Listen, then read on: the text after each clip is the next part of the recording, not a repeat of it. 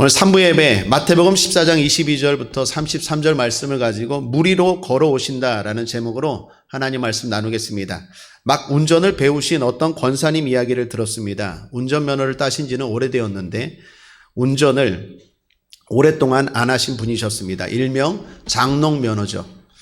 그러다가 가족들의 권유로 권사님이 용기를 내어 차를 가지고 도로로 나가셨습니다. 뒷유리에 크게 초보 운전이라는 표지를 붙이고 설레는 마음으로 차를 가지고 조심스럽게 도로로 나갔습니다. 그런데 운전이 생각만큼 잘 되지 않았습니다. 쉽지 않죠. 그래서 실수도 하고 머뭇거리기도 했습니다. 순간 뒤에 있던 어떤 차가 어떤 남성분이 답답했나 봅니다. 이 권사님 차를 옆으로 추월하면서 그냥 가면 좋겠는데 창문을 내리고 한마디 쏘아붙이고 가더랍니다. 아줌마 집에서 밥이나 해. 그렇게 쏘아붙이고 가더래요. 이 말을 듣고 권사님이 얼마나 무안하고 가슴이 떨리는지 바로 차를 가지고 집으로 들어가셨답니다. 그리고 가족들에게 이야기하고 운전 안 하기로 했다고 선포했습니다. 그런데 딸이 방에 들어가더니 종이 한 장을 가지고 나오더랍니다. 그리고 그걸 주면서 엄마에게 막 용기를 부어주더래요. 그 종이에는 이렇게 쓰여져 있었습니다. 초보 운전 가로 열고 밥하러 갑니다. 가로 닫고. 여러분, 우리가 살다 보면 여러 가지 고난을 당하죠. 무시를 당합니다. 억압을 당합니다. 그런데 이 권사님의 경우처럼 이길 수 있는 고난이 있습니다. 그러나 항상 그렇지만은 않죠. 감당하기 힘든 고난도 있습니다. 과거 교정선교회라는 단체를 인도한 적이 있습니다. 교도소에 계신 분들, 재소자분들의 회심과 신앙생활을 돕는 목적의 모임이었습니다. 한 달에 2번 정도는 직접 교도소 가서 그분들 모아놓고 예배도 인도하고 설교도 하고 또 원하는 분들은 예배 끝나고 기도, 안수기도도 해줬습니다. 그런데 어떤 분이 기도를 요청하셨습니다. 그분은 과실치사로 본의 아니게 사람을 죽이신 분이었습니다. 그분이 말씀하시기를 목사님 감옥에 있는 동안 한 번도 한 사람도 면회를 온 적이 없었어요. 벌써 수감 생활한 지 5년이 되었는데 한 사람도 없었답니다. 그래서 제가 물었습니다. 가족이나 친구가 없으세요? 그랬더니 그분 대답하시기를 목사님 가족이나 친구가 없는 사람이 어디 있겠습니까? 당연히 있죠. 제가 다시 물었습니다. 그런데 왜 면회 오는 분이 없습니까? 그랬더니 그분 말씀하시기를 다 교도소 안에 있거든요. 그러면서 그분 하시는 말씀이 그래서 나에겐 예수님밖에 없어요. 그래서 이날이 기다려져요. 돌아오는 버스 안에서 한참 생각했습니다. 얼마나 외롭고 힘들까. 여러분, 이분처럼 우리가 때로는 감당하기 힘든 고난도 있습니다. 그래서 우리에게는 더욱 주님이 필요하다라는 것입니다. 오늘 본문이 바로 그런 상황입니다. 제자들이 고난을 당하는데 아주 힘든 고난입니다. 24절을 보시면 배가 이미 육지에서 술이나 떠나서 바람이 거슬림으로 물결을 인하여 고난을 당하더라. 여기 마지막에 고난을 당하더라 라는 말이 있는데 헬라어로 바사노이스라는 말입니다. 뜻은 살 소망이 끊어질 정도로 절망적인 상황에서 울부짖다라는 말입니다. 그러니까 이건 만만한 고난이 아니에요. 그냥 무시해버리고 이길 수 있는 고난이 아니에요. 이거는 정말로 힘든, 감당하기 어려운 고난입니다. 이런 제자들의 고난의 말씀, 오늘 본문을 보면서 몇 가지 발견되는 특징이 있었습니다. 그리고 우리 인생의 고난과 연상이 되었어요. 첫째는 짧은 인생의 고난이라는 거예요. 여러분, 여기 제자들은 배를 타고 가다가 고난을 만났는데 출발점이 어디였습니까? 벳세다였습니다. 도착 지점은 게네사렛이었습니다. 여러분은 성경만 보기 때문에 잘 모르지만 자료를 보고 지도를 보면 이 거리가 약 8km 정도입니다. 그러니까 시간상으로 1시간도 안 되는 거리예요. 그런데 고난을 당했다라는 거예요. 묵상하면서 이런 생각이 들었어요. 우리 인생도 참 짧지 않습니까? 얼마나 짧습니까? 그리고 얼마나 빨리 갑니까? 세월이 유수처럼 흘러가죠. 코로나가 엊그제 같았는데 벌써 2년이 넘어서 3년을 향하여 달려갑니다. 정말 세월 빠릅니다. 짧은 인생. 그런데 참 고난이 많아요. 그래서 사람들이 고해, 인생을 고해, 고난의 바다라고 말하기도 하지 않습니까? 두 번째, 연상되는 건 열심의 고난이에요. 오늘 본문의 제자들을 보면 고난 앞에 가만히 있지 않았어요. 그 고난의 문제를 해결해 보려고 사투를 벌입니다. 여러분, 우리도 그렇지 않습니까? 고난이 임할 때, 문제가 임할 때 대부분의 성도들 가만히 있지 않죠. 열심으로 그 고난을 해결해 보려고 노력합니다. 그런데 안 돼요. 그래서 함부로 격려하기가 힘들어요. 이길 수 있어, 이겨 말하기가 힘들어요. 왜요? 열심히 안 한 게 아니에요. 나름대로 열심히 하려고 했는데도 해결이 안 되는 고난이 있다니까요. 그게 바로 열심의 고난입니다. 세 번째는 경험의 고난입니다. 여러분, 이 고난의 현장이 어디입니까? 갈릴리 호수예요. 여러분 알다시피 예수님의 제자들 대부분 전 직업 뭐였습니까? 어부였죠. 어디서 고기 잡았습니까? 이 호수예요. 이 갈릴리 호수는요, 제자들이 나고 자란 곳이에요. 이 호수는 빠삭하게 알 정도로 경험의 현장입니다. 그런데 거기서 지금 안 되더라는 거예요. 고난을 당하더라는 거예요. 우리도 그렇지 않습니까? 점점 나이가 들면서 이제 실력도 생기고 어느 정도 자리도 잡고 경험도 생기고 이제 고난에 대한 대비책도 어느 정도 준비되었는데 내가 다 알고 있고 다 경험했는데 안 돼요. 우리의 삶 가운데 그런 고난이 있죠. 바로 경험의 고난입니다. 네 번째는 뜻밖의 고난입니다. 여러분, 이 고난 이야기 앞에 어떤 이야기가 있습니까? 바로 그 유명한 오병이어 기적입니다. 수많은 사람들이 예수님의 기적을 경험한 사건이죠. 그런데 정확히 말하면 예수님이 오병이어를 일으킬 때 직접 떡을 준 게 아니라 제자들을 통해서 떡을 줬어요. 그래서 오병이어 기적 때 예수님만 인기가 올라간 게 아니라 제자들의 인기도 올라갔어요. 아마 제자들은 생각했을 거예요. 예수 믿기 잘했다. 제자 되기 잘했다.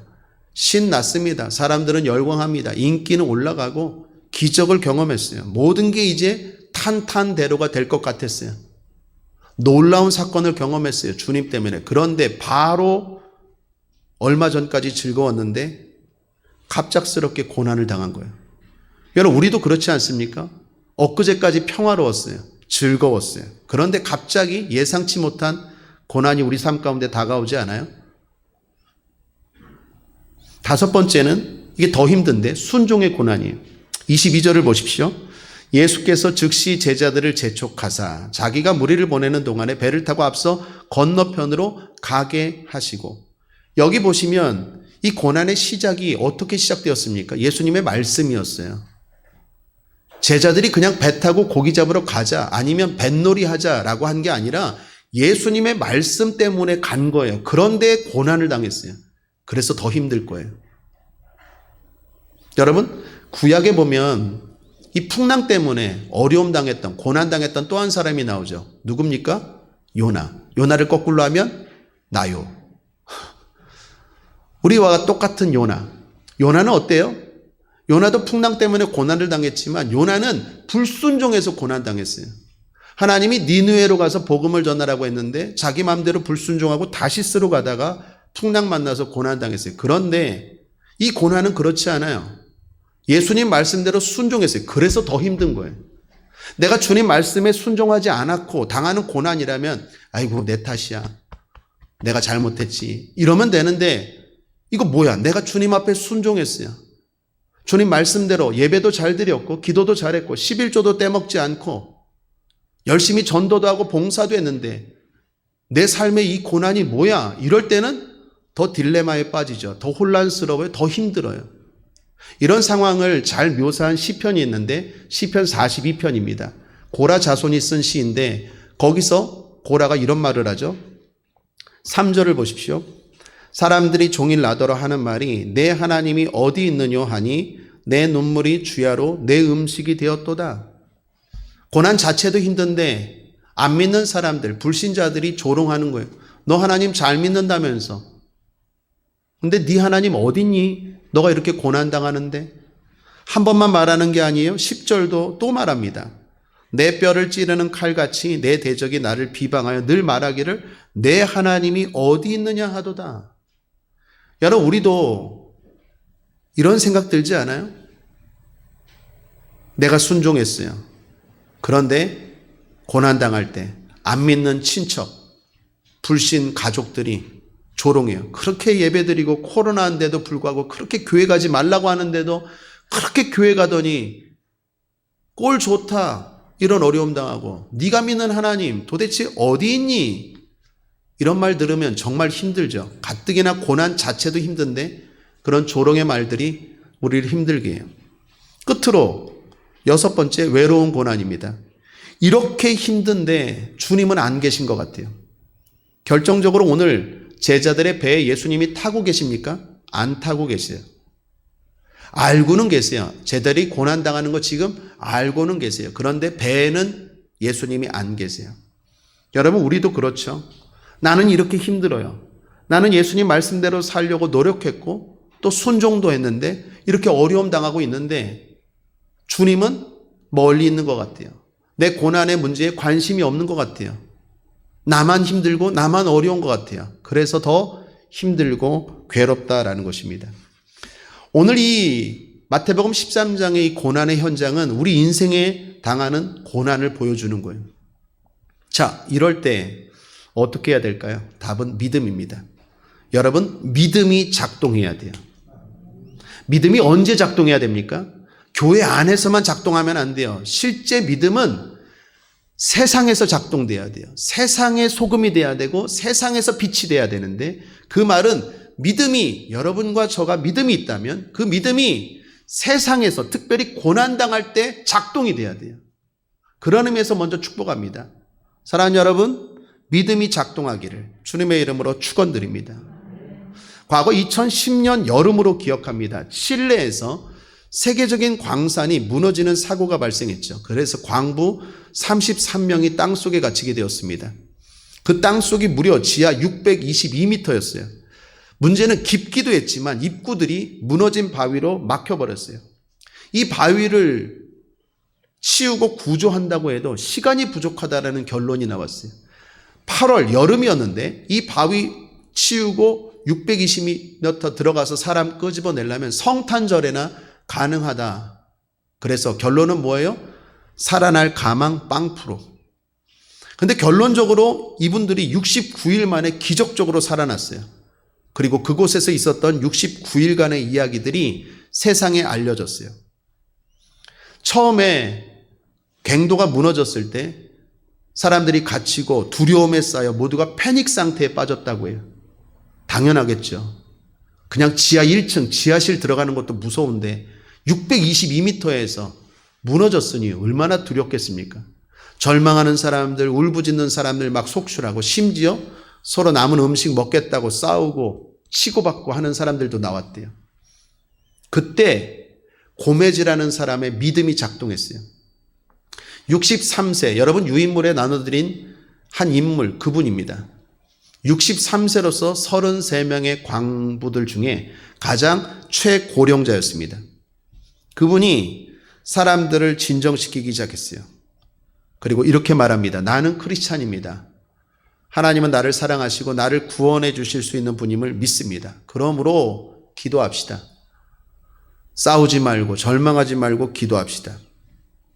이분은 실제로 30대 때도 배 밑에 11m 밑에 11일 동안 배 밑에서 갇힌 적이 있었는데 하나님의 은혜로 믿음으로 구원받은 경험이 있었어요. 그 이야기를 하면서 하나님이 살려주십니다. 우리가 여기서 이렇게 싸우고 절망하지 말고 함께 기도합시다. 이분의 믿음이 작동을 하고 그리고 사람들에게 설득력 있게 다가갔어요. 사람들이 동참하기 시작했어요. 그리고 정기적으로 기도 시간을 굴 속에서 기도하기 시작했어요. 여러분 기도하면 어떻습니까? 경험해 봤죠? 기도하면 두려움이 처음에 떠나가요. 평안이 찾아와요. 두 번째 희망이 생겨요. 세 번째 하나님이 역사하세요. 기도하면 먼저 내가 바뀌어요.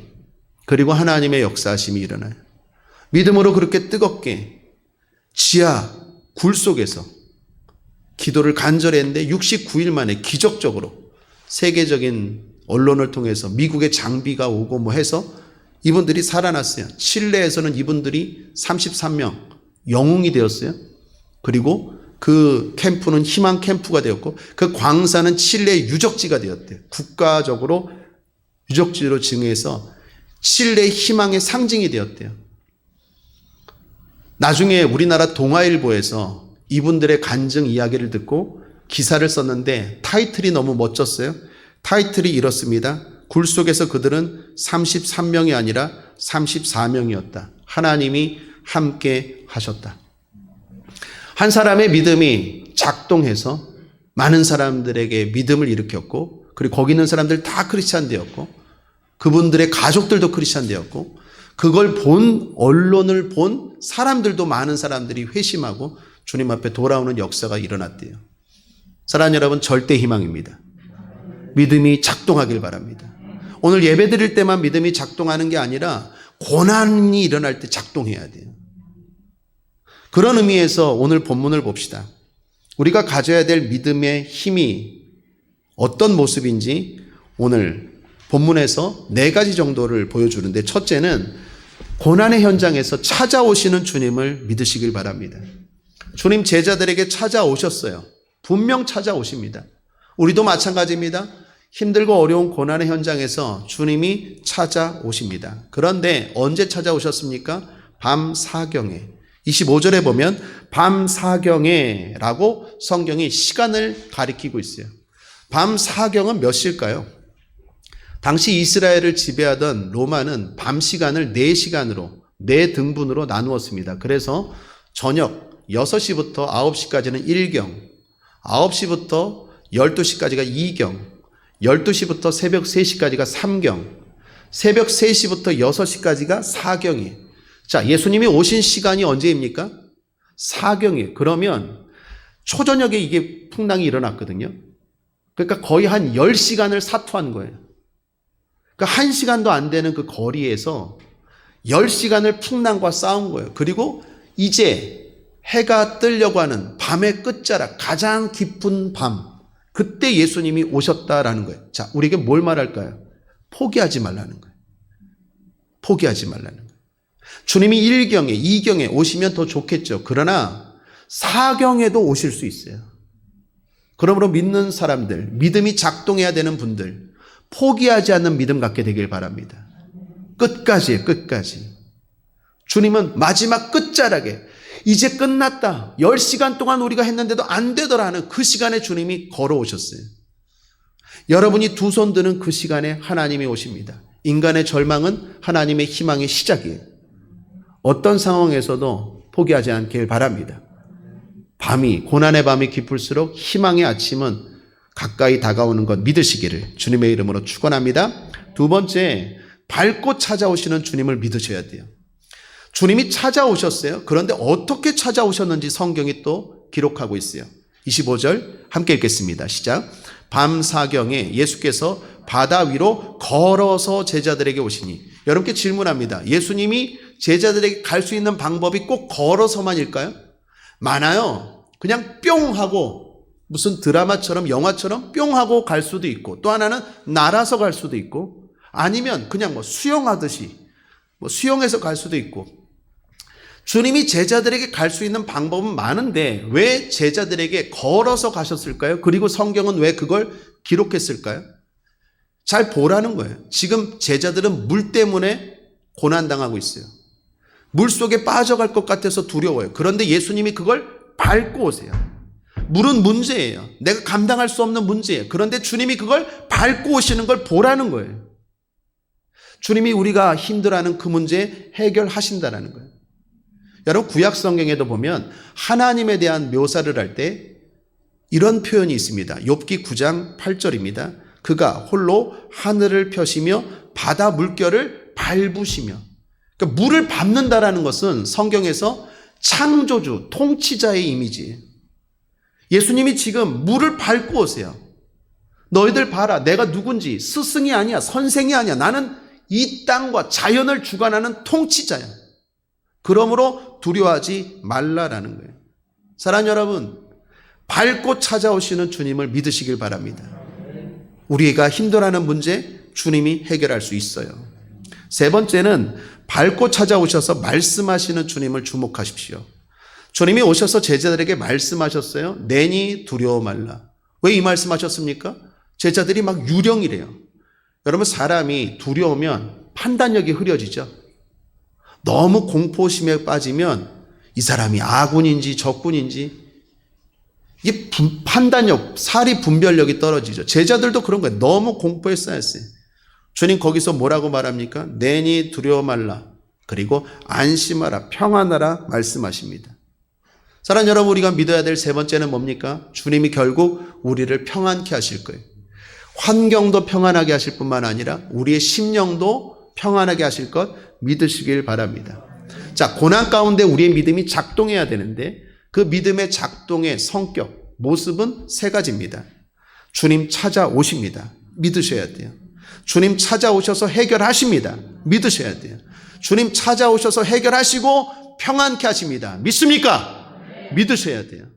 믿으셔야 돼요. 어쩌면 지금 이 코로나 상황에서 감당할 수 없는 고난, 함부로 위로하기가 힘들 정도로 힘든 고난 가운데 있는 분들 분명히 계실 거예요. 또 우크라이나가 그렇고 또 우리 주변에 많은 분들이 그럴 거예요. 믿는 사람이라면 반드시 그 믿음이 작동해야 되는 시간이에요. 그 믿음의 모습은 주님 오신다.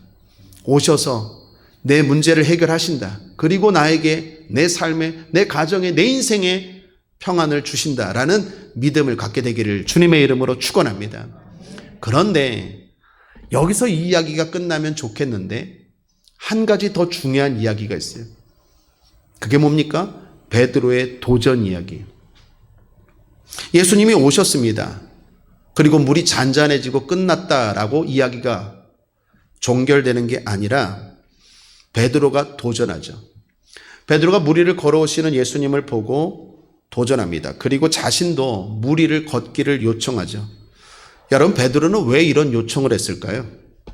예수님이신지 아니신지 시험하기 위해서 그럴 수 있습니다.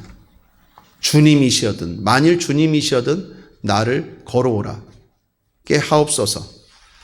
그런데 생각해 보십시오. 주님인지 아닌지 꼭 이걸로 시험할 수만 있겠습니까? 여러 가지 다른 방법도 있지 않습니까? 베드로가 지금 물 위를 정말 주님이시라면 나도 물 위를 걷고 오게 하옵소서라고 한 의도는 베드로 자신도 그 고난의 문제를 밟고 싶은 거죠. 나도 주님처럼 그 고난의 문제를 해결하고 싶고 밟고 오고 싶은 거죠. 주님이신지에 대한 확인도 있지만 또 하나는 나도 정말 이 고난 때문에, 이 어려운 고난 때문에 힘들지 않고 밟고 가고 싶습니다 라고 했어요. 자, 이때 주님의 마음이 어땠을까요?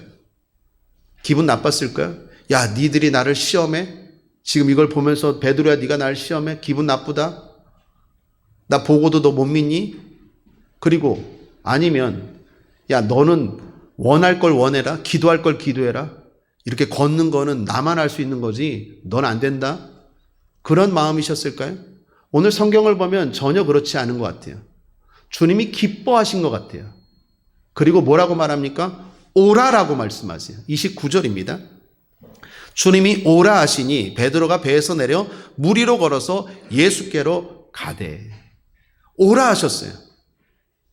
여러분, 이건 베드로의 도전이고 그 베드로의 도전을 예수님은 기뻐하셨다라는 거예요. 베드로가 예수님의 제자들 가운데 수제자인 것 아시죠?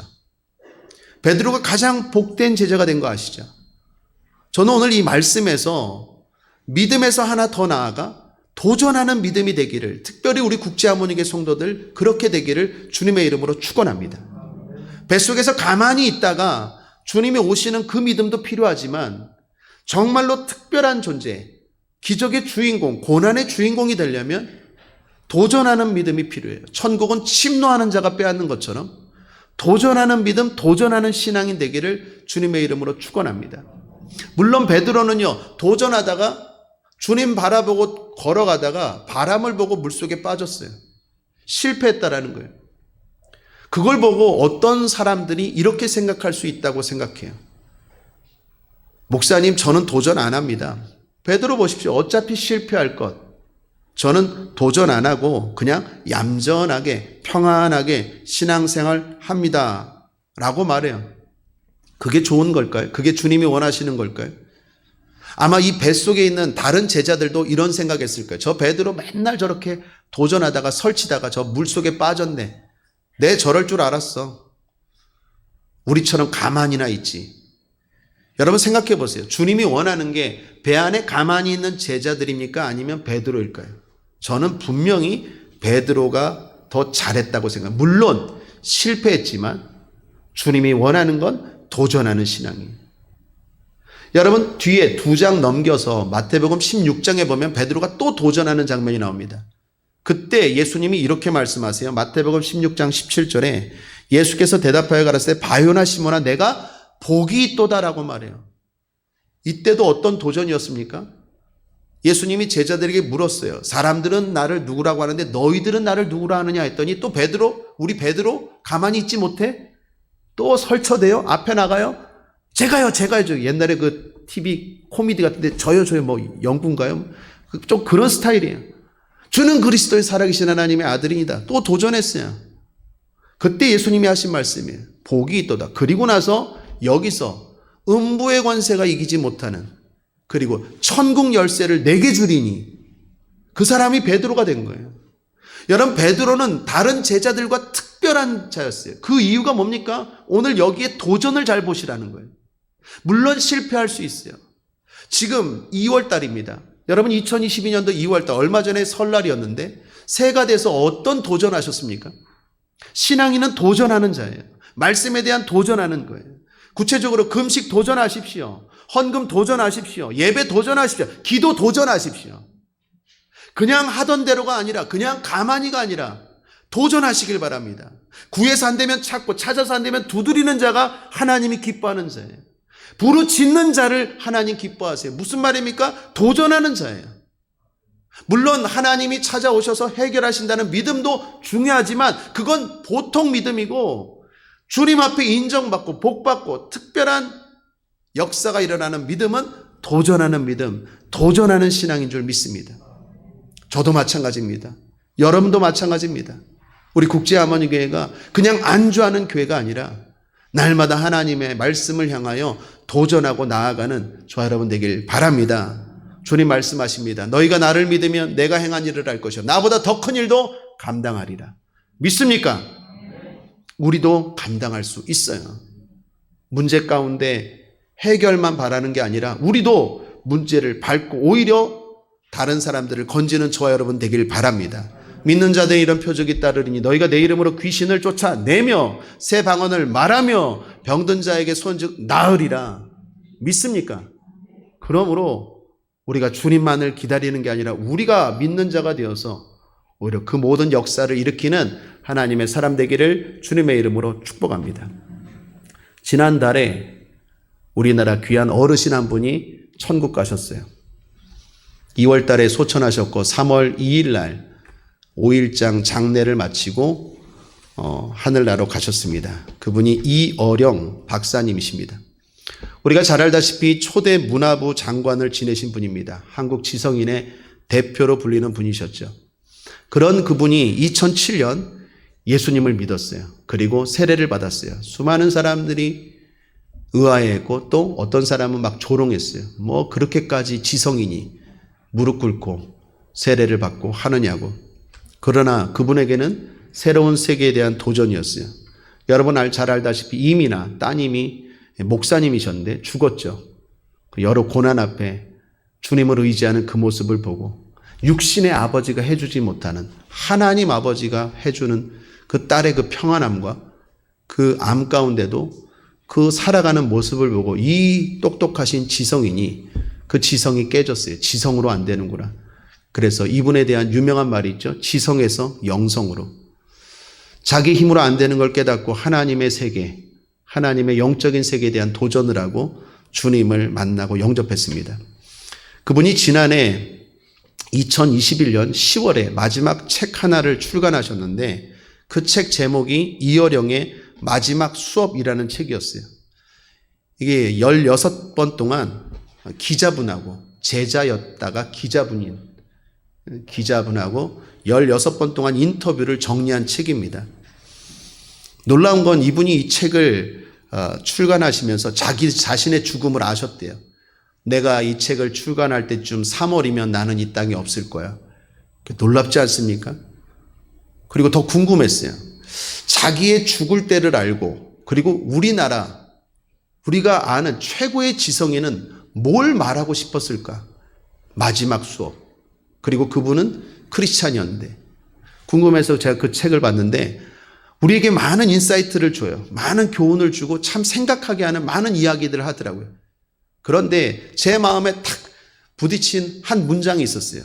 그 문장이 여러분 유인물에 있는 그 이야기입니다. 이어령 박사님이 하신 말인데 가장 부유한 삶은 이야기가 있는 삶이라네. 스토리텔링을 얼마나 갖고 있느냐가 그 사람의 럭셔리지. 이 문장이요 제 마음에 확 다가왔어요. 가장 부유한 삶은 이야기가 있는 삶이라네. 스토리텔링을 얼마나 갖고 있느냐가 그 사람의 럭셔리지. 여러분 이야기가 있는 삶, 그 사람이 럭셔리, 화려하고 고급스럽고 아름다운 삶이라는 거예요. 그렇다면 그 스토리는 어떤 스토리일까요? 주님과 동행하고 도전했던 스토리. 그 스토리가 있는 삶이 가장 럭셔리한 삶이라는 거예요. 멋지지 않습니까? 사랑하는 여러분, 또 세월이 가요. 그냥 가는 인생이 아니라 하나님과 함께 도전하고 그 이야기들이 가득한 삶이 가장 럭셔리하고 아름답고 복된 삶인 줄 믿습니다. 도전합시다. 또 고난이 다가올 거예요. 또 다른 고난이 다가올 거예요. 그 고난들 앞에 가만히 넋놓고 그냥 당하는 게 아니라 이때는 이렇게 주님과 함께 도전하고 이때는 이렇게 함께 도전하고 그래서 우리 인생이 이야기거리들이 하나님이 할 말들이 많은 인생 되기를 주님의 이름으로 축원합니다. 말씀을 정리합니다. 무리로 걸어오신다라는 제목으로 하나님 말씀 나누었습니다.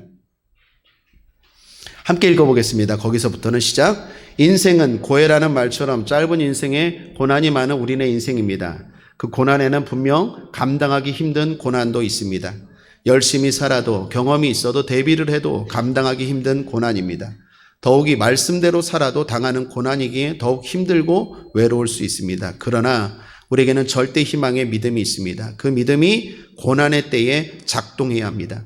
주님은 반드시 찾아오신다는 믿음, 주님은 찾아오셔서 내 고난을 해결하신다는 믿음, 그래서 결국 나에게 평안을 주신다는 믿음이 있어야 합니다. 여기까지는 일반적인 믿음입니다.